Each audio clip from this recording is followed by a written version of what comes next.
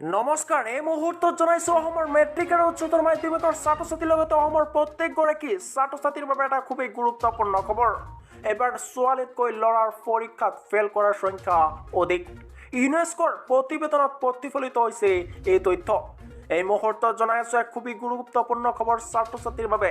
ৰাষ্ট্ৰসংঘৰ শৈক্ষিক বৈজ্ঞানিক আৰু সাংস্কৃতিক সংস্থাৰ ইউনেস্কো নতুন বিশ্বৰ শৈক্ষিক প্ৰতিবেদনত কোৱা হৈছে যে 130খন দেশত ল'ৰাবোৰৰ ছোৱালীতকৈ প্ৰাথমিক শ্ৰেণী পুনৰ পঢ়াৰ সম্ভাৱনা অধিক।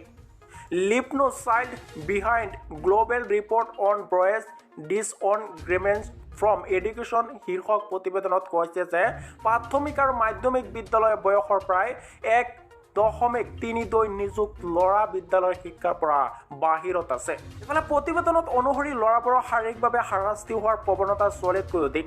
প্ৰতিবেদনত আৰু কোৱা হৈছে যে 130খন দেশত ল'ৰাবোৰে ছোৱালীতকৈ প্ৰাথমিক শ্ৰেণীত পুনৰ অধ্যয়ন কৰাৰ সম্ভাৱনা অধিক। আৰু এই পৰিসংখ্যাবোৰ বিদ্যালয়ত তেওঁলোকৰ প্ৰগতিৰ দুৰ্বল হাৰৰ ফালে আঙুলিয়াই দিয়ে। ইফালে 57খন দেশৰ তথ্য অনুসৰি পঢ়াৰ সামৰ্থ্যৰ ক্ষেত্ৰত 10 বছৰ বয়সৰ ল'ৰাবোৰ ছোৱালীতকৈ যথেষ্ট পিছ পৰি আছে।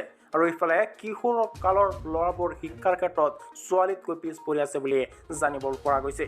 ইফালে ছোৱালী বিদ্যালয়লৈ নোযোৱাৰ সম্ভাৱনা অধিক, কিন্তু বহুতোতে ল'ৰাবোৰে পৰৱৰ্তী শ্ৰেণীত উপস্থিত নোহোৱা আৰু তেওঁলোকৰ শিক্ষা সম্পূৰ্ণ কৰাৰ আকাংক্ষা অধিক।